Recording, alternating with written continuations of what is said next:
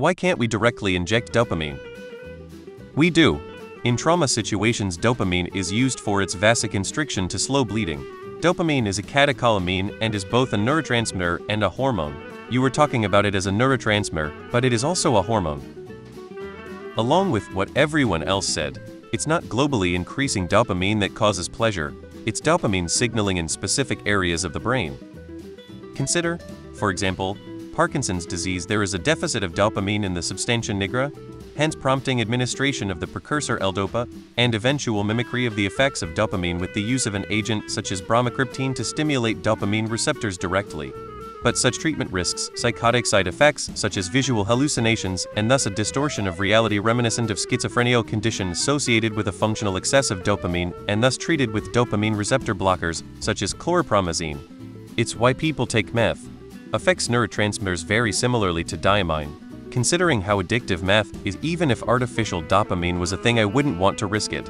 I love how a dude can get downvoted for asking a dumb question on a page called No Stupid Questions. You Reddit people are fucking insufferable. You can https:/my.clevelandclinic.org drugs 20,872 dopamine injection. Weed and a lot of other drugs have about the same effects, though there are some differences in how it's achieved. The issue is more dopamine results in less sensitive dopamine receptors, which means you become addicted. What used to make you happy suddenly becomes necessary to feel normal. And your receptors are so messed up that that's the best you can do. Same goes for serotonin, but a lot more so, which is why opium addicts only care about their habit to their brain. Nothing else is important anymore. People actually do, but for not drug-related issues. More to keep pressure higher. But the same reason why we use most drugs to create the hormones floating in our bed. Blood-brain barrier keeps most stuff that shouldn't get in or out of our brain in or out of our brain. MDMA is a frequently used recreational drug that can enters our and gets broken down by our body to stuff that releases our very own serotonin and preventing it being taken up by our brain. Drugs are kind of a tool that allow us to use our hormone neurotransmitters. Can obviously be misused. You can play balloons TD6, why would you need more dopamine? MDMA? Most drugs?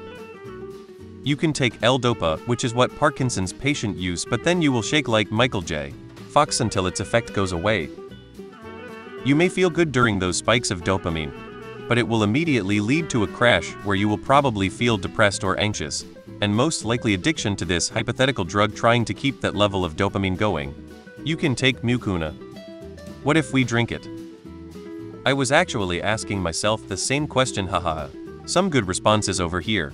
I was talking about this stuff with my colleagues and one of them recommended eating regularly bananas, which are supposed to help on this matter. I am one banana away from living in a tree, but I suspect this stupid dopamine didn't increase yet. But continuing with my bananas, maybe this can help?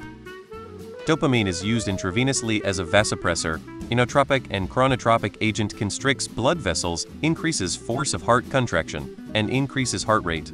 It's used for cardiogenic shock and bradycardia most commonly. It's fallen out of favor for better agents like Levoft or norepinephrine. It has no psychological effects though. You can inject things that change the way your brain handles the dopamine it has. That's what ADHD meds do, as well as many other recreational drugs. Yes, it's called L-dopa, a dopamine precursor. I use dopamine like water on patients for its many beneficial cardiovascular and renal effects.